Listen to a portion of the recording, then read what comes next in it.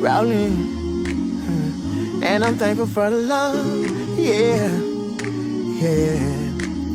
Rolling. We gon' say our grace before we cut bread. Your white friend say she not used to food with seasoning. You a nutmeg, that's something Peter Griffin would say. My uncles drinking till they fight, but we a soccer team, so everybody kick it today. My brother's going on that walk for the third time. You should see him, man, trying to be discreet, looking like they from the Uchiha clan. Grandma shaking her head at him. Somebody look at this. The potato salad nasty every year. Who be cooking this? The macaroni better be bussin'. They go for ham and the yams, turnip greens, string beans and the stuffing. You bought your boo thing, then realize this the wrong thing. Your family asking where your ex and calling him the wrong name. Your aunties gossiping about your business. They need better things. Asking why you ain't married and they ain't got a wedding ring. Messy, messy, but you still love them and it's a blessing, blessing. Your swag was on cranberry sauce, so you did extra dressing. Trying to impress the rest of the guests, so ain't no second guessing. So you and your cousin still beefing over them petty flexes.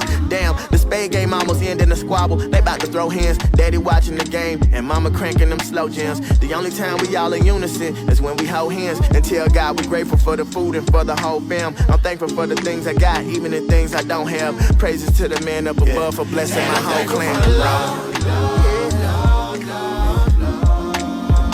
And I'm thankful for the love. And I'm thankful for the and I'm thankful for everything, everything, everything.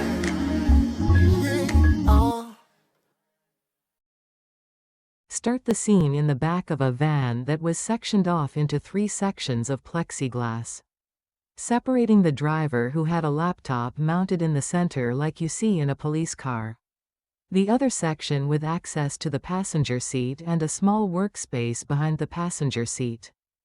The bulk of the space in the back of the van had a bench with a bar above head where 2 men sit with both hands handcuffed around an overhead bar. The Mexican unconscious as the black guy slowly came to. Looking down at himself, he was dressed in a short purple nightie with sparkles along the bottom, and a solid black thong with one of his balls hanging out the side. As he came to, he said, "What the fuck? What the fuck? What the fuck?" "Good morning, T," pronounced a striking older white-haired lady. "You know, I've seen a lot of scum come through this operation, but you two? You're a whole different breed." She turned her gaze to T, her white hair gleaming faintly in the dim light. "T," she said, her voice dripping with mockery. "Big bad T. Who thought he was untouchable? You really believed all that, didn't you? How many girls did you break to build your little empire, huh?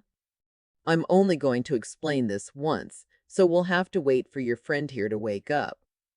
As she continued pounding on her keyboard. Part 1, Breaking the Chain.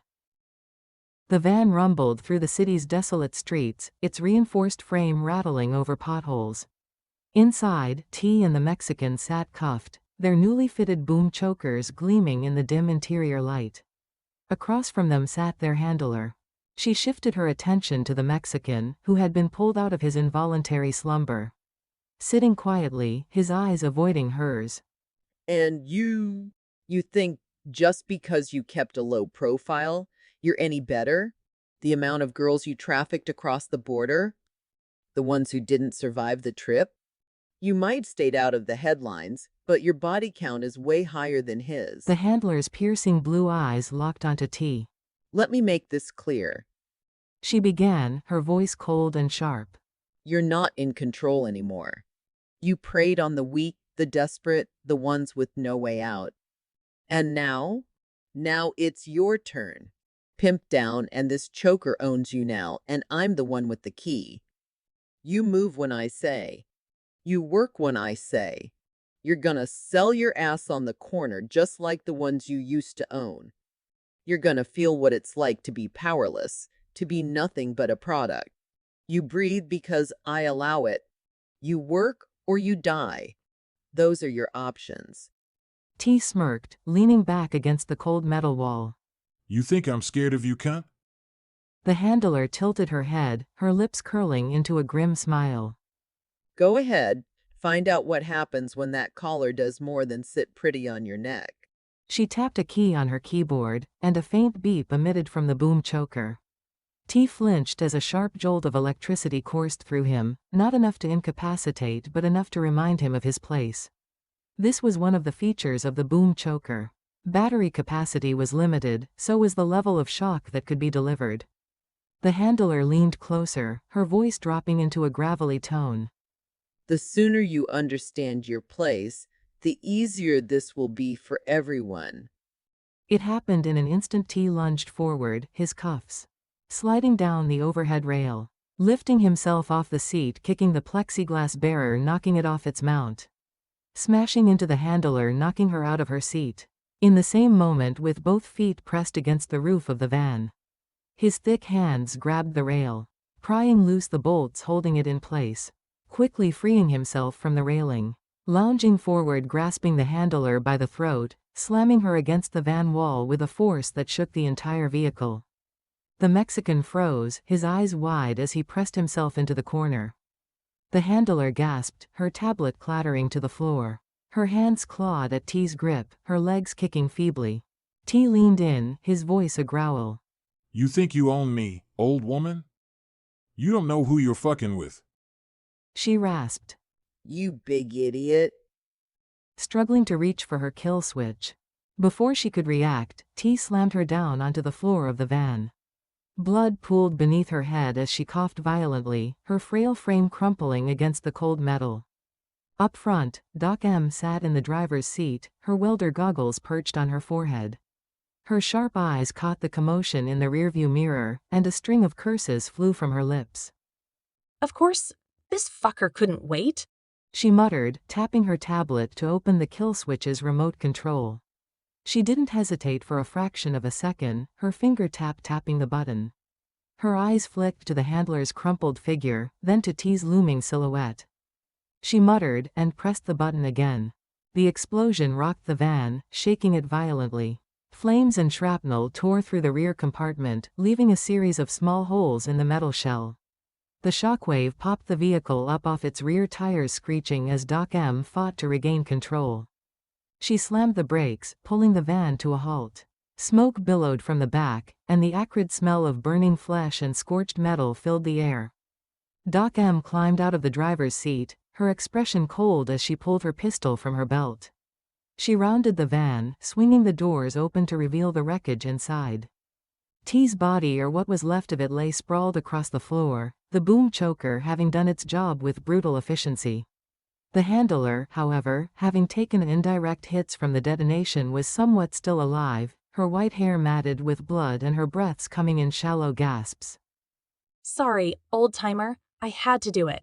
Juice arrived minutes later, stepping out of the second vehicle with her medical kit slung over her shoulder. Her eyes scanned the scene, landing on the handler's broken form. She knelt beside the older woman, her gloved hands checking for a pulse. Barely, but she's still alive. Juice muttered, glancing up at Doc. Doc M crossed her arms, her expression unreadable. Juice leaned closer, her brows furrowing as she examined the handler's injuries. The gash on her head was deep, her ribs were clearly broken, and the blood loss was significant. She shook her head, standing slowly. She's alive for now. Yeah, but she won't make it. Juice said flatly, pulling off her gloves. Doc M interrupted, her tone final. Juice hesitated for a moment, then sighed and set down her medical tool bag. The handler coughed weakly, her eyes fluttering open. She managed to meet Doc M's gaze, her voice a faint whisper. She says maybe a few minutes. It's just too much. Do we? No, we don't. Clean up. Have to call for a cleanup. Doc M crouched beside her, a rare softness flickering across her sharp features. I told you. No hesitations.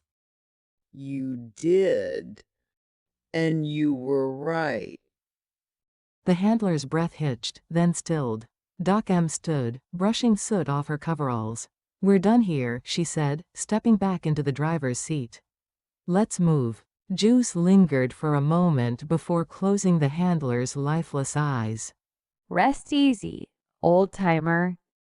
She muttered before shutting the back door of the van and returning to her vehicle, leaving the scene just as fast as she had pulled up.